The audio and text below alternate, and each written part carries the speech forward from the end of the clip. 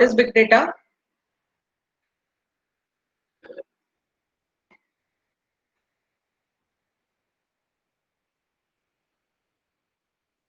The first question is about what is big data.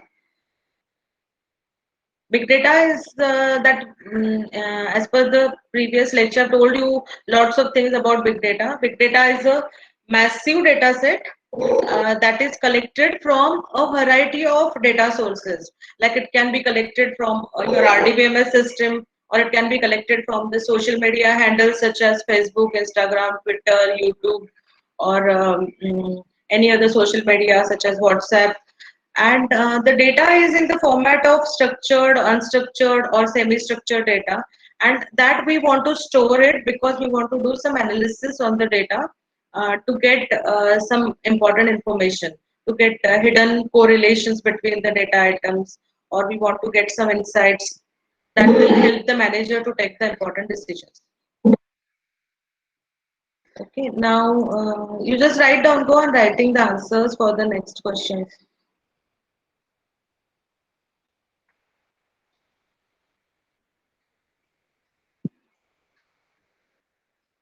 Okay, so the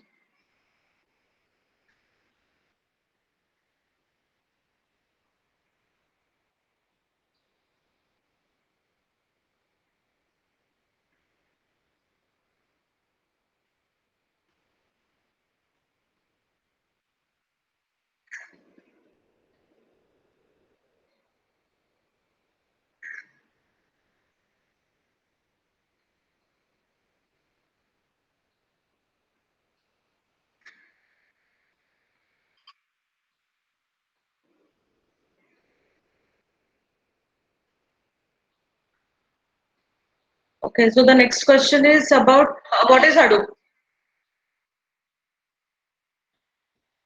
Okay, so the Pratik is asking that Hadoop is a file system or HDFS is a file system. Because Hadoop is a framework and HDFS is the component of Hadoop. Hadoop is a framework that allows us to store the data in a distributed fashion, and it allows us to process this data in a distributed fashion. Okay, and Hadoop has many components. So one of the major component of Hadoop or basic component of Hadoop is HDFS. HDFS is a Hadoop distributed file system. Hadoop is a distributed Hadoop distributed file system. There are many distributed file systems. So Hadoop uses HDFS distributed file system. Okay, so here the Hadoop is a framework, and the answer is it is a Apache framework as well as it is an application framework. Okay, so file system, it is not a file system. Hadoop is not a file system. HDFS is a distributed file system. Okay, so your doubt is solved, Pratik?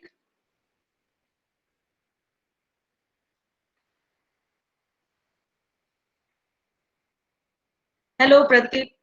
Huh. Okay, so remember Hadoop is a framework developed by Apache that allows us to store the data in a distributed fashion and the processing of that data. And HDFS is one of the important component of Hadoop, which helps to store the data. Now, what is the next answer? MapReduce is a.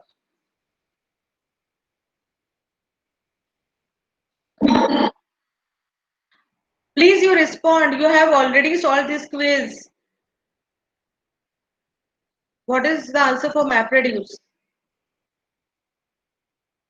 MapReduce is a software framework for big data programmer. Correct. And it is a Hadoop component. Then HDFS is a. You can write it as ABCD. There are four options. So even if you don't want to type it, you can write it as ABCD. Okay. So the correct answer is A, Hadoop distributed file system. Right. Now so many students are answering. Basic Hadoop component to store the data. Here you can unmute or you can type HDFS, MapReduce, HBase is a database, right? Plus Scoop is a tool to transfer your RDBMS into Hadoop, Hadoop to RDBMS. Then Mahout is there to solve or to perform the machine learning algorithms. Okay, Ambari is there, Hive is there. Hive is similar to data warehouse for the distributed data or this big data. And Hive QL is a query language. Yeah. Then ecosystem component system. Hadoop limitations, data, you can write it ABCD answer. Distributed processing, it is not a limitation, it is the advantage of Hadoop or like it is, and the scalable also, it is the advantage of Hadoop. So data is not encrypted and it is a Java based framework. Hadoop is a Java based framework and it is not suitable. Okay, so the answer is B, C, D and E, correct. I'm seeing some answers here. Okay, so Sela has joined. Then no different NoSQL types are.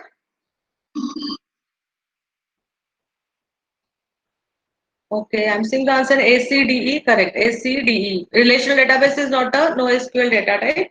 All others are, there are four types. Four types of NoSQL, that is as per the syllabus or as per the scope of our syllabus. We are studying about key value, document store, graph and column based.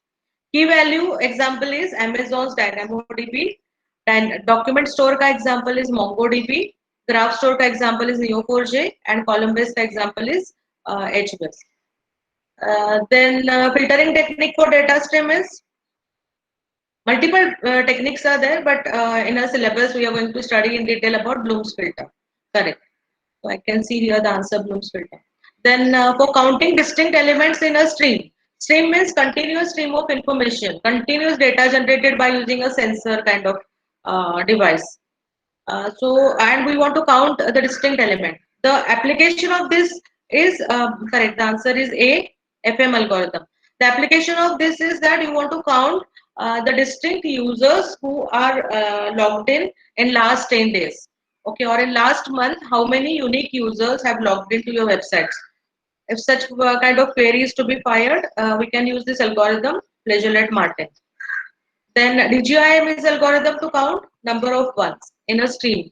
If you are okay, correct. In the stream, if zeros and ones are there, how many ones are there? If you want to count, DGIM is algorithm.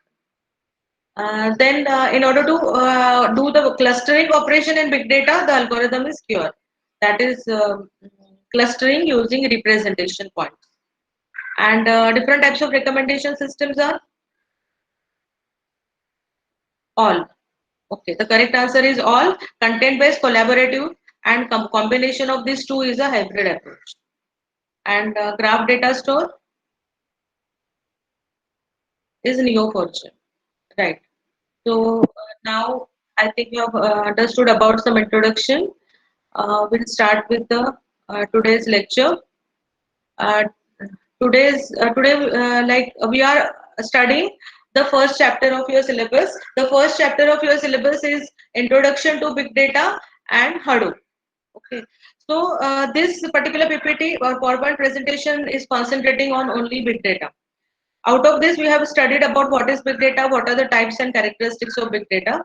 So the types are structured, unstructured, semi-structured. Even sometimes they are using the term as multi-structured databases.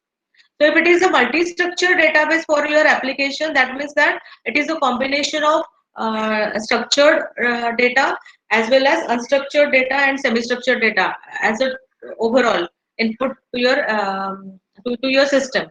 For example, in case of a shopping cart such as Amazon website, if you are doing any transactions, you are the customer, so your transactional data is in the form of RDBMS, and then your data which you share or the opinions that you share on social media is unstructured data.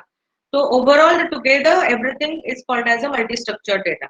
Okay, so the types we can say that structured, unstructured, semi-structured, multi-structured, and even the real-time data that can be generated through sensors or some other IoT devices. Okay, so these are the types. Characteristics are five V's. What are they? What are the characteristics? You can write down. What are the different characteristics that we studied in the last lecture? You studied volume, volume, all five V's: volume, variety, veracity, then variety. Value. Correct. Value. So there are five characteristics that we have studied. So now today's objective of the lecture is that I want to teach you about the difference between traditional database or traditional approach of doing analytics and the big data approach of doing analytics. Okay, so there are two things which I am going to cover you today. The difference between the traditional approach of doing data mining and data analytics and the big data approach. That is the first. Plus, as per the syllabus, this is a topic, case study. So we'll see that also. And the second major topic that I want to cover is about the introduction of Hadoop and MapReduce, like why Hadoop or why MapReduce is used and how it is going to help us in doing this big data analytics. Okay, so I think you have understood there are two major objectives of today's lecture.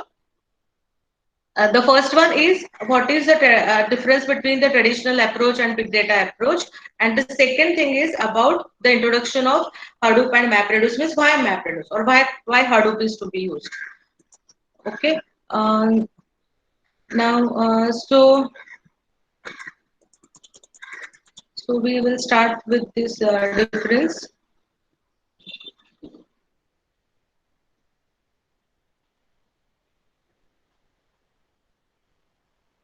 Okay, so this above diagram is actually not a very perfect diagram, but it gives you the overview of normal data mining approaches, where you have some centralized system or you have a data warehouse where the data is collected from multiple ways, but mostly it is a relational database.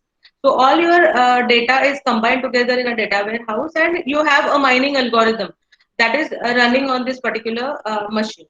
So your data, whenever you fire the query, what happens is that your data is, suppose it is in the database, it is traveled and it is brought to the location where your program is residing. Okay. When you are doing a traditional data warehouse or mining operations, you have a big data warehouse where the data is available, and the data is in the form of structured data, that is relational data. And then you write a program. That program is executing on this table or data warehouse, and it gives you some answer. Okay, and then you apply the mining algorithms like classification, clustering, prediction, and you perform such kind of operations. But in case of a big data kind of scenario, what we have is that we are using the tools like Hadoop, MapReduce, and NoSQL, where Hadoop is a framework that allows us to do this job of storing and processing, and MapReduce is a component of Hadoop, which is available to the programmer.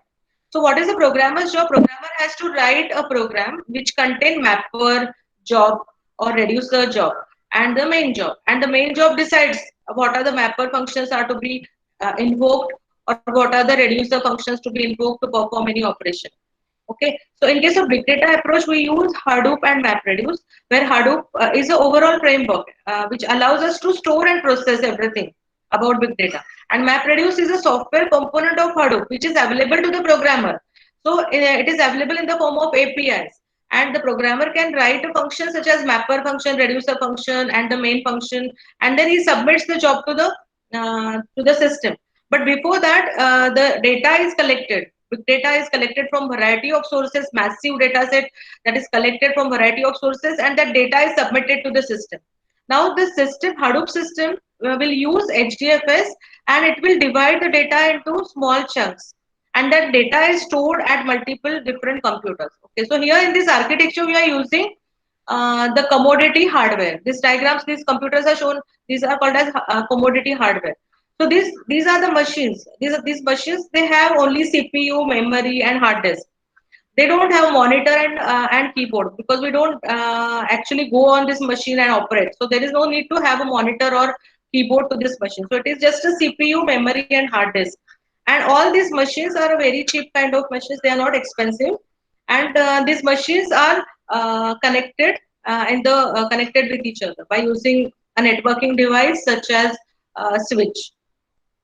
Okay, so this is a commodity hardware. So commodity hardware means that it is a cheap hardware. It is not very expensive, and we don't need a monitor and keyboard. We just need a machine with CPU, memory, and hard disk. All these machines are connected to each other. Your big data, which is submitted to the system, is divided into multiple chunks, and it is stored on this machine. Okay, so the first step always in big data analytics is first step is to get the data from variety of sources, and then store this data in a distributed fashion on multiple computers, which are commodity hardware. And it is very cheap because it is not using licensed operating system. They are using Linux operating system, which is open source. So there is no cost involved in purchasing the operating system and then purchasing again the new versions or new extensions which are invented. So it is very cheap kind of a thing. Okay, so the first step for big data analytics is to get the data from variety of sources. It may be in different type like unstructured, structured, audio, video kinds of data, and it is divided into chunks and stored at multiple locations. That is the first step. The second step is that the programmer uses the APIs that are provided by MapReduce, and he writes the functions such as writes his algorithm for performing the tasks such as mapper and reducer. He submits the job to the system. Now the system identifies that this particular program is there for this particular data, and so the program is relocated. So the program may travel through this network, and it reaches to the location where the data is stored. Okay, so there is some centralized system, like there is a simple interface. This interface or the components of Hadoop help to identify where the data is exactly located, and the program is transferring to that location, and it is executed on the data, and then the results are combined together and shown to the user. And even the results in the form of some visual graphics is also possible. Okay. So your data can be in the form of a HDFS format, or it can be in the database such as NoSQL database. So there are four types of NoSQL database. So your data can also be stored in not only SQL format or NoSQL or NoSQL format, where your MapReduce program can run. Okay. So this way it is executing. So now in the exam they are ask about what are the advantages of big data analytics. But if you remember this particular diagram, it's very easy to remember these advantages. The first advantage is about the scalability. So scalability means if the load on your system is getting increased, if your data size is getting increased, then you don't have to worry about it. You just have to go on adding the machines in your cluster or in your data center. In the data center, you just have to go on adding the machines. So scalability is very easy to do. In case of big data analytics, it is a scalable architecture because you can easily go on adding the machines to the system, and you can process the data, which is a high volume data. Okay, and then there is no pre-processing is required. Okay, your data can be stored without pre-processing here in this data center. Uh, because sometimes what happens is that for a normal data housing and mining approaches, we do the pre-processing and convert the data into a particular structure, and then it is used by your system. But what happens is that some important information may get lost in that particular state. So, like there is no need, that is, there is no compulsion to do the pre-processing on the data. Data can be stored in the form of like it is a raw data. Okay, and the data can be any unstructured data from variety of different sources. And there is a simple protection against hardware failure. Suppose this particular machine, any particular machine is not working. The system is designed in such a way that the data is replicated at multiple locations. So if a particular machine is not working, that load is handled by some other machine. So there is a protection available from hardware failures, and there is a simple interface, centralized interface through which the user communicates with the system. In case of, it is called as master node, and these are the data nodes. These are all called as data nodes, and there is a master node. Now this master node, in case of Hadoop architecture, it is called as a name node. And all these different commodity computers, they are called as data nodes. So in the Hadoop scenario, the terms that are used are name node and data node. So name node is a master node. Okay, so user interacts with the master node. User submits the big data to the master node. User submits his job to the master node. Okay, then there is a facility to view your results in different formats as per the user needs. Okay, so any doubts in this?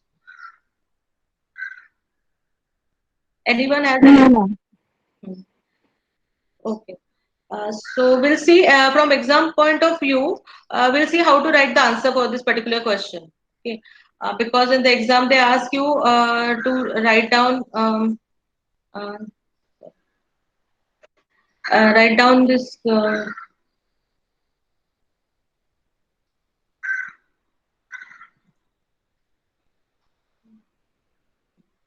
So in the exam they ask you to write down the difference between, and this question can be there for 5 marks question. So differentiate between the traditional data warehouse and big data. So you can draw these diagrams and you can write down the description, plus you can write down the difference on some points. Like what is a data store? For traditional data warehouse, the data store that is used is RDBMS data store, and it is mostly suitable for online transaction processing. Okay, and it is having the static schema like the structure, rows and tables, and you know in advance what are the tables, what are the relationship between the tables, primary key, foreign key, everything is static and fixed. It is not flexible. But in case of big data, you have HDFS, NoSQL kind of data basis, and your schema is dynamic.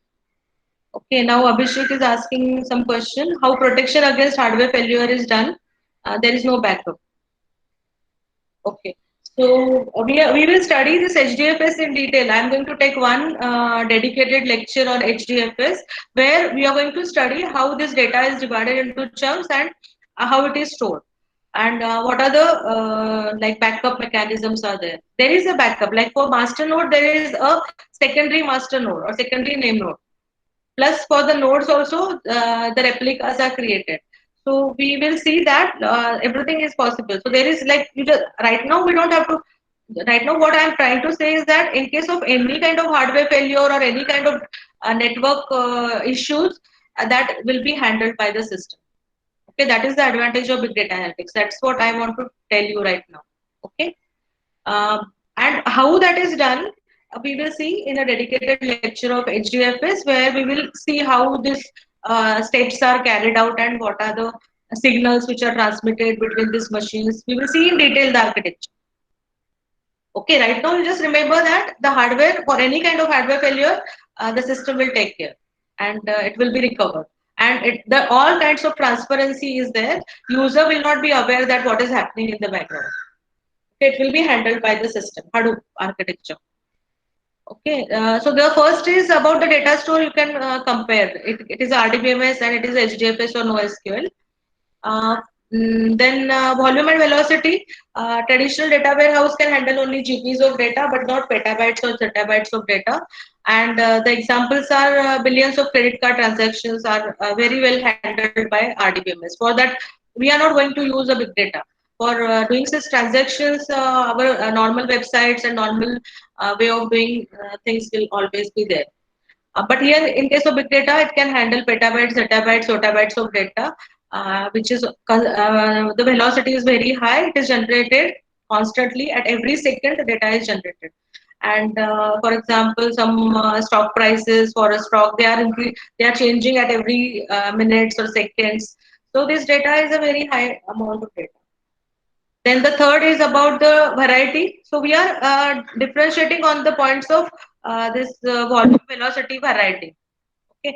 So variety may it is a structured data only, but here it is structured, unstructured, semi-structured, multi-structured, and the data is distributed. But where the data is centralized. In data warehouse, the data is residing on one location. Okay. Then processing. For normal traditional dataware applications, we perform read and write. Both the operations are done with the database. Okay, whenever you are interacting with the database by using your systems, you are performing read operations and write operations also.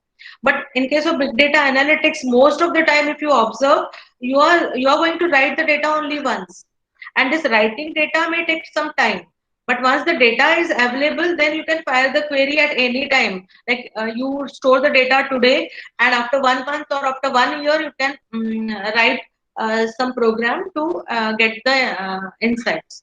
So, what we are doing mostly is that we are writing the data only once. We are not performing many times writing operations. You can update the data, okay, Mm, or but we most of the time we don't modify the data, okay, or we don't overwrite the data.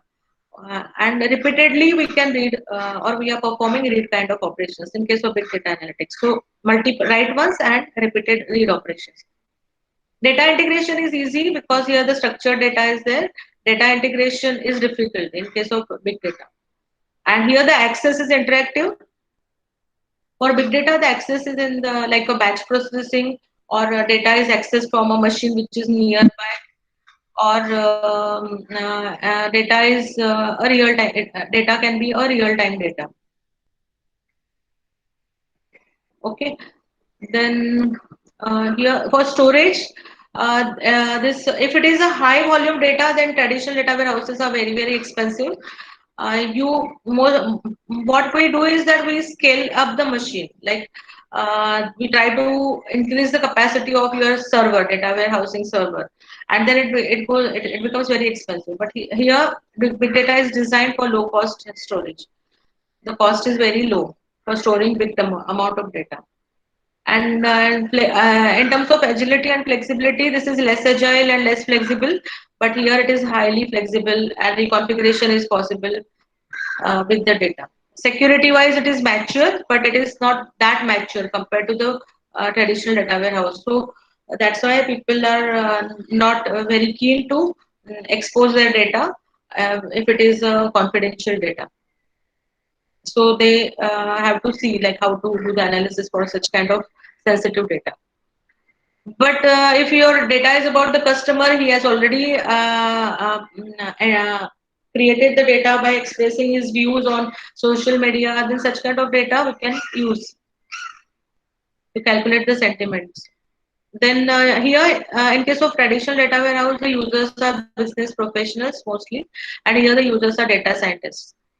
So we can see that if it is an analytic kind of project, that project if we do with the relational database management system, it may take around a time of 1 year, which can be performed in few days or months with big data tools and techniques. Then in terms of scalability, this is not scalable.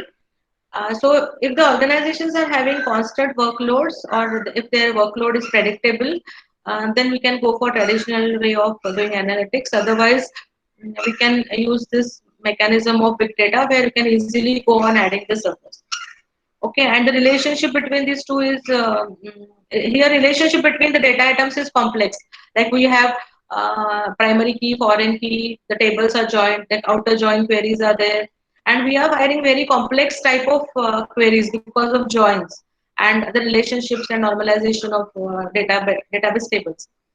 So if it is if the query is complex, it takes time to execute, and that is not allowed with the big data, because if the query is taking lots of time, then you will not get the results fast, and because the size of the data is big. So here there are no relationships. Most of the time relationships are not maintained. It's just a flat data. Or if you need any kind of relationship, then we have some mechanisms in NoSQL to just relate two tables with each other. Okay. So this slide is from exam point of view. Like this, already have explained you, but in the exam you can refer this particular slide to answer the difference between traditional data warehouse and big data. Okay, and then with respect to some analytics, the this is also again the same thing, like but you can read it from exam point of view. Here, this table you can refer to the table. Like in the approach, if you this is about the difference between the traditional data and big data. But here, if the approach is to be considered, when we are doing the analysis, it is structured and repeatable analysis. Like here, the examples of traditional approach is monthly sales reports or profit analysis or customer surveys, and it is a repeatable analysis. Like every month you have to do, or every 1 year you are doing it. While in case of big data, it is a iterative and exploratory analysis where the sentiments are considered, or uh, preventive care, or you are trying to identify some risk, or you want to provide some offer. Okay. Ma'am, Hmm. Yeah. um, in Big Data Lake in the previous slide, Huh. what is the last point? In the last slide. Yeah, Here, this last point. Acha, it yeah, is about the relationship between the data, relationship between the tables and data items. Like suppose you have a department table and employee table, then employee table have the department ID, and department ID is there in the department table as a primary key. So such kind of primary key foreign key relationship between the tables is there. And even we can fire the complex queries such as outer join, inner join, and lots of complex things are possible with respect to RDBMS.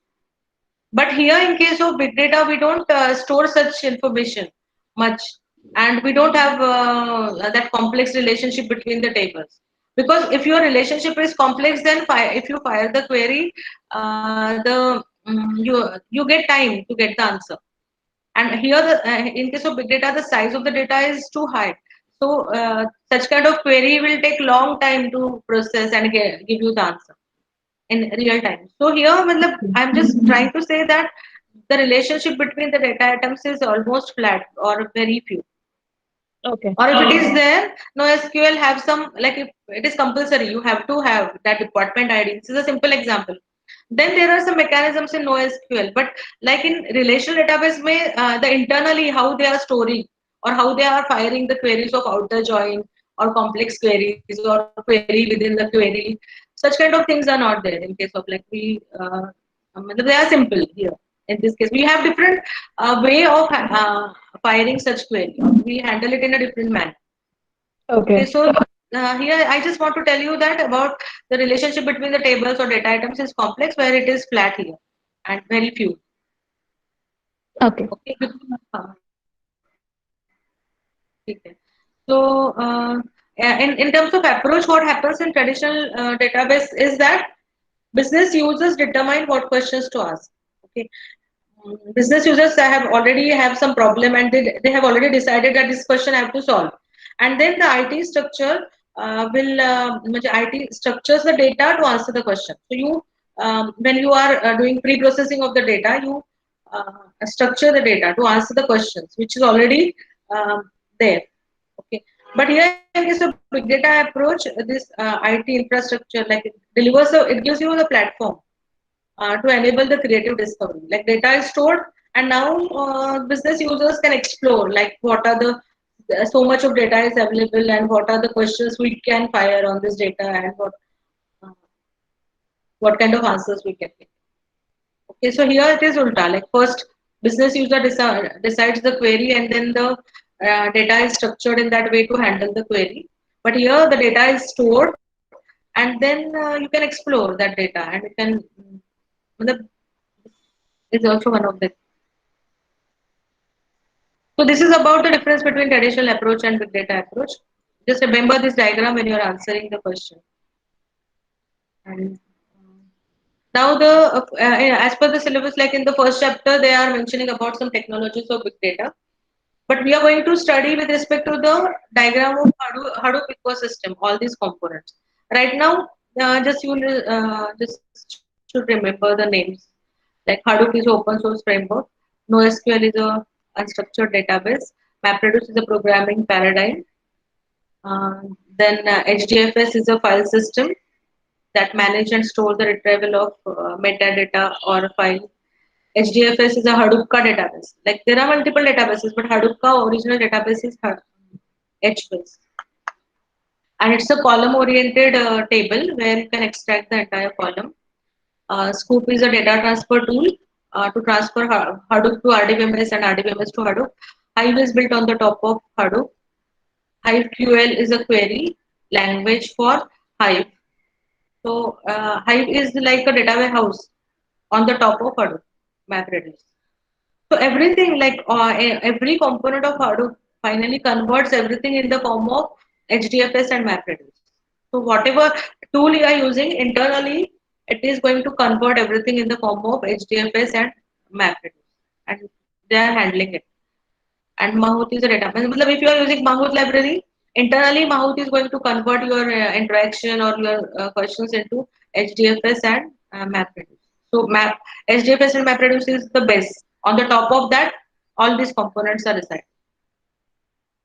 Okay, this you can read from examples like this. I've already explained you in the last lecture. This is the benefits for different organizations, insurance company, manufacturer, business organization, then public services, smart city firms. But I've added it in the slide so that you can read. So case studies, I'm going to give you one assignment on the case study, and you try to do that assignment properly. Okay. So we are discussing only two case studies here. For example, suppose the customers are giving their feedback, and the feedback is stored onto the data centers. Then, if there is a big text file or a log file created here, or it is residing on the data center, that file is sent to the customer service department, which they write programs such as MapReduce program in Java, Python, or PySpark. PySpark is a combination of Python and Spark. So it is the advanced technology, PySpark, uh, and that is normally used in companies. Or there are some other components also. Kafka is also there.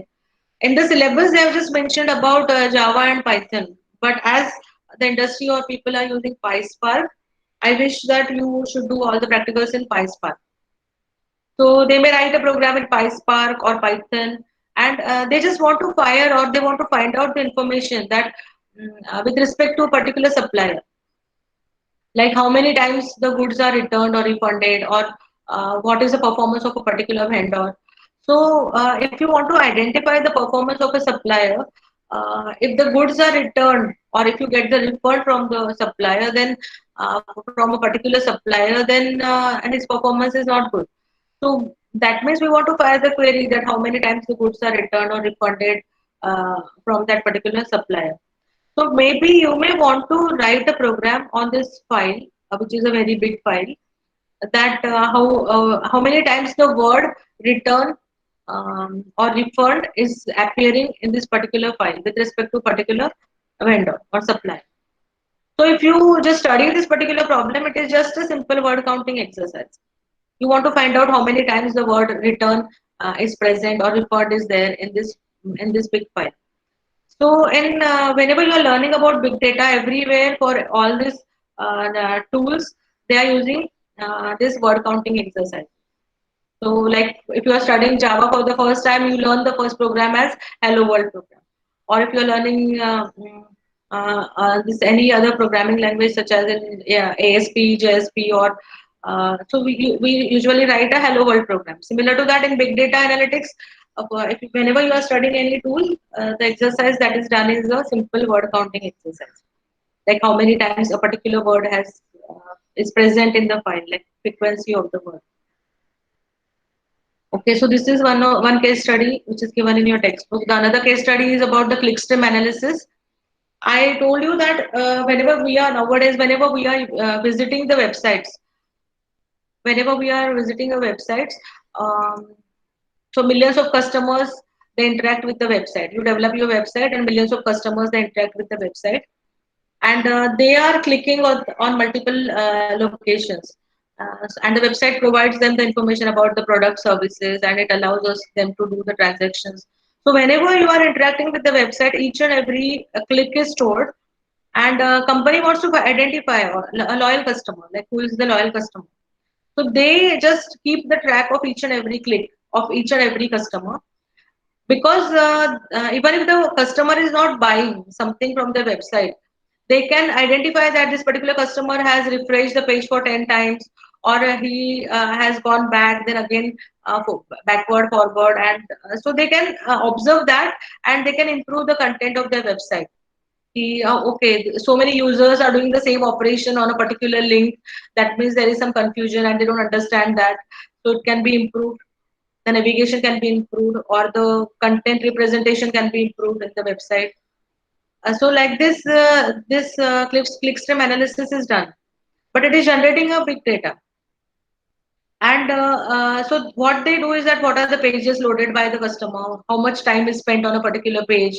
If the customer has spent lots of time but he has not purchased the item, then he may be interested, but he is taking time to take the decision. So someone can reach to them, or what are the links clicked by him, or what is the frequency of his visit to the web page. So like this, they do such kind of, or they keep track of all this information. And then that is provided to a data scientist who can use some mathematical model, and he does the analysis, he finds out some insights, and he submits the report to the sales and marketing department.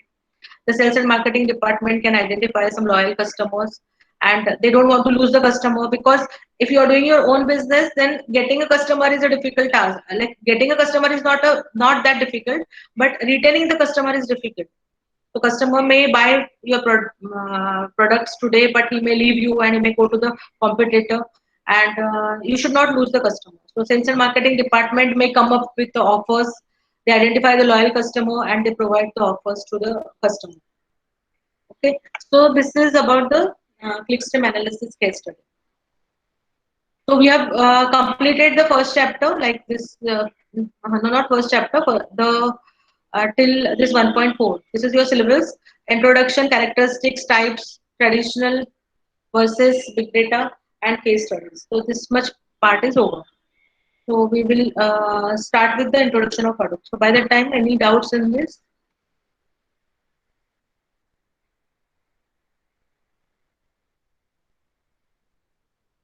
So any doubts? Are you there? No, ma'am, no Reply. doubt. Hmm, hmm. Reply. Only Sela is replying me. Nice to see you, Sela, after a long time. Others, please reply on chat, be interactive.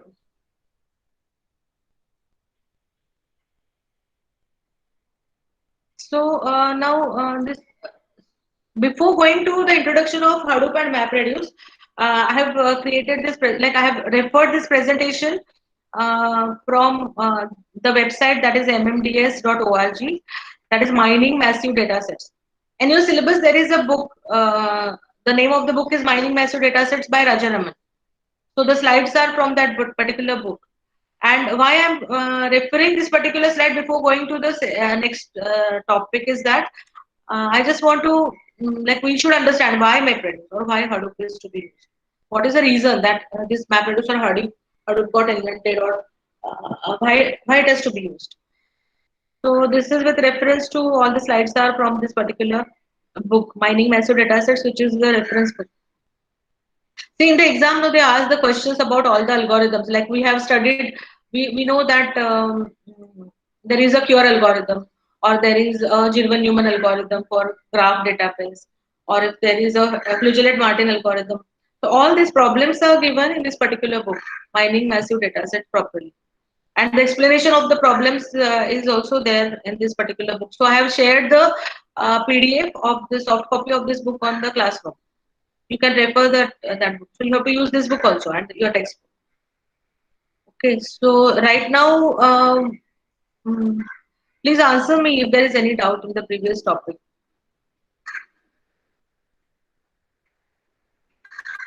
Ma'am, they've answered everything in the chat. Like they've said that they don't have any doubt. I cannot. Okay, okay. I have to scroll down.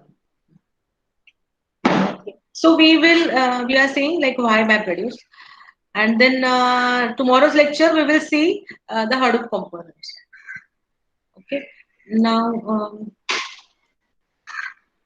So the objective of this particular presentation is about DFS basics, distributed file system basics. What are the challenges and why MapReduce?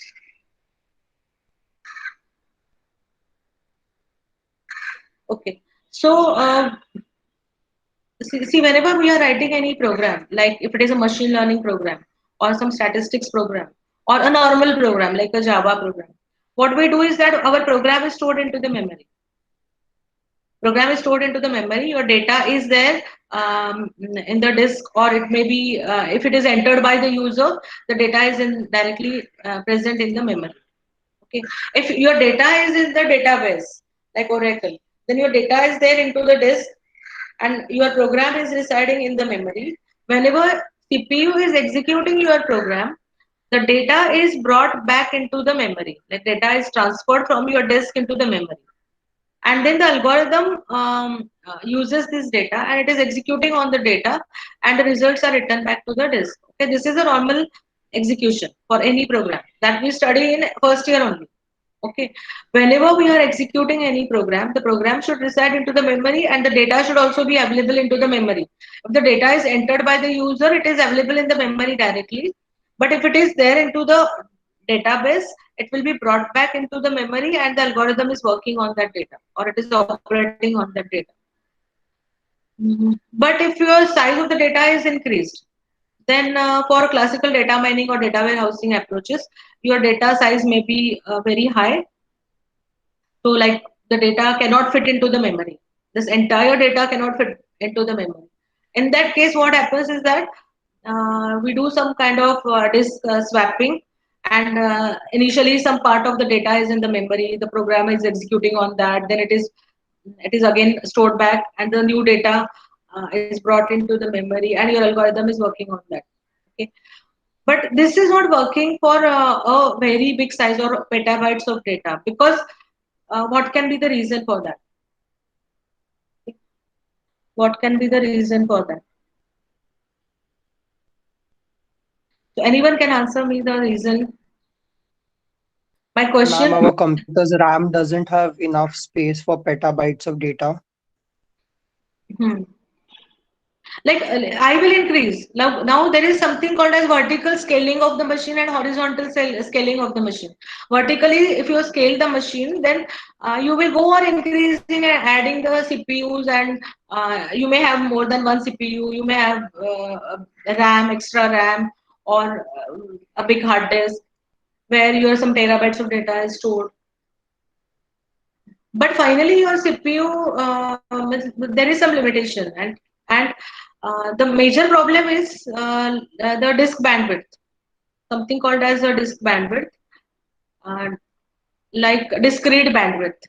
So this data uh, transferring this data into the memory and executed by CPU is called as a disk read bandwidth.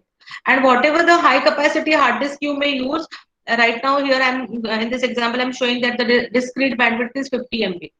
So it can be maximum 100 MB or 50 MB of discrete bandwidth, and then it's not sufficient because it will take time. Okay. So here actually I thought of one example. Like suppose in the old days there is a merchant and there were some small villages, and his business was unlimited. Like he was a small merchant, like a small scale business he was doing, and he had a cart with a single horse, and he used to travel to the nearby villages to do his business and he used to come back. Now he is expanding his business, and even the villages are not there, there are big cities are there and towns are there, and he want to travel with a single cart with that horse to the a city which is far from his place. And initially he used to carry the load, now he want to carry the 10 times of his goods. So now he is thinking that there is only one horse and one cart, and I have 10 times of more luggage or more goods are there. So how will I travel? So one particular person suggests him that you can feed your horse and you can make your horse very strong so that you can carry him, or he will carry your load. The other intelligent guy suggests him that no, instead of one horse you can have four different horses, and you can have a big cart so that you can carry this load and you can travel for a long distance. So the same analogy can be applicable over here, that for your CPU or one particular memory, instead of having one CPU and memory, you can have multiple computers which can carry your load, and you can go on increasing. Even if your load is increased, you can go on increasing. So the first time this concept is brought by or is used by Google. For example, Google is performing some operations such as crawling. Crawling the web crawler is one of the important component of Google search engine. I think all of you know what is crawler. What Google search engine does is that it crawls the internet, it travels the internet, it goes through all the multiple websites, it gets all the HTML pages, and they are downloaded. And after downloading, they do some processing on these pages, such as indexing is done, and with respect to the particular word, and then the similarity is calculated. So for example, like it is more than 10 billion. But suppose Google is the crawler of the Google is has to download 10 billions of web pages. Okay, so we are taking just a number, 10 billion. It is more than that. And suppose we assume that the size of the web page is 20 kilobytes. So now how much data is generated? So the total data size is around 200 TB. 10 billion into 220 is equal to 200 terabytes of data set is available. Now suppose the discrete bandwidth, like I said that whenever you are processing, your data should be there into the memory.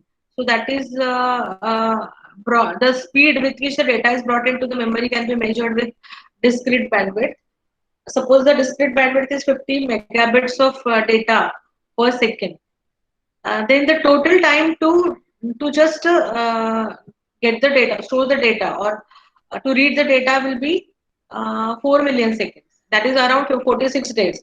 So just to read the data and then perform some indexing and some other operations, so will take lots of time. So that is not at all acceptable. So we cannot. This is not working. So what is the solution is that we can have these different computers. Like here in this diagram, this is a diagram of a data center where multiple clusters are there. This is a particular rack.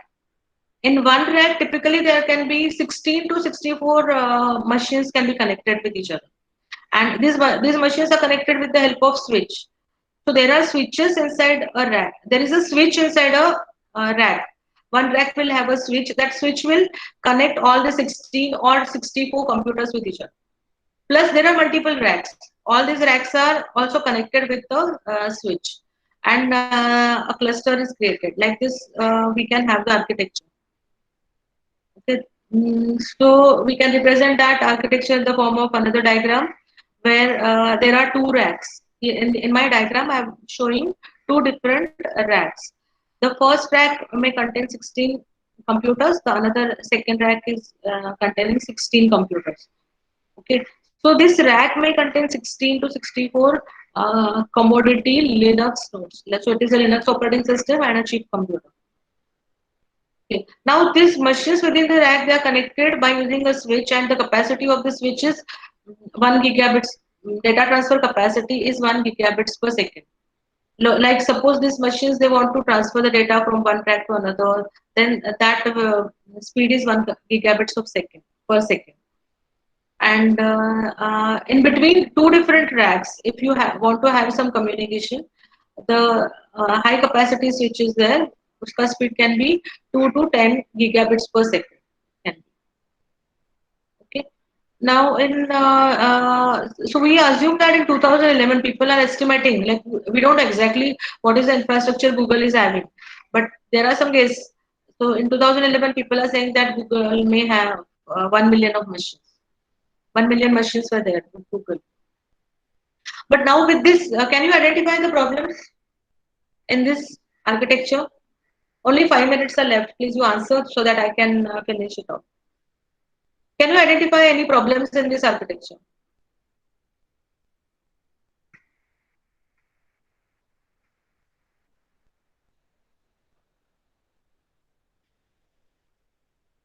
What are the problems which can be there in this architecture?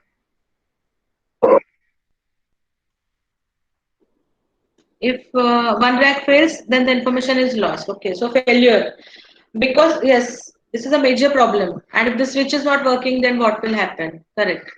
So like if you do the statistics, what happens is that if you buy a computer and if you are using it for 3 years, there will not be any issue. Without fail, your computer may work for 3 years, like 1000 days it may work properly without any fail. But after 1000 days, there can be a failure in your machine. So suppose you are 1 million, I am saying that here Google may have 1 billion machines. So 1 million machines in the data center. Now, if so for first 3 years, all the machines are new, so it will not be any problem. But after first 3 years, there will be a failure, one failure per day. Out of 1000 servers, one particular computer may fail. And now suppose if you are having 1 million servers, then there are 1000 failures in a day. So this number of failures in the data center machines will be a huge number. And then it is not acceptable because your data should remain there and it should be available for 24 hours and 27 days. So how to deal with that? So what this is, or there can be a network problem like this Pranay said that network bandwidth or switch is not working, and then you have to transfer the data. Then what happens? And here we are doing the distributed programming. So the challenges here in this architecture is that your node may fail, switch may fail, plus the programmer has to write a program where the data is shared, or if it is a distributed programming, then you may have to write the program by considering the race conditions or mutual exclusion. Or so writing a distributed program is not a easy job. Even the expert programmers cannot write a program which is a full-fledged program. It's very hard. Distributed programming is very hard because of a mutual exclusion, race conditions kind of scenario. So what is MapReduce addresses all these challenges. It stores the data redundantly. Then it instead of transferring the data from one place to another, they provide the architecture where your program is transferred, and then it provides a simple programming model where all this kind of distributed programming becomes easy, or it becomes easy. So we'll see how that in the next lecture. Okay, so here this MapReduce, it uses a Hadoop file system, and huge files can be stored. So this diagram shows like if your data is converted into multiple chunks. Here C0, there are five chunks, and C0 is stored in a particular machine. Here the same copy of the C0 is present in some other machine, and by default there are three replicas which are maintained. So three copies of same chunk is maintained on multiple machines. So this way they manage. So how they will manage, we'll see tomorrow. Now because the time is over. It's 10 o'clock. So, so we will stop now. You can ask me the questions if you have any.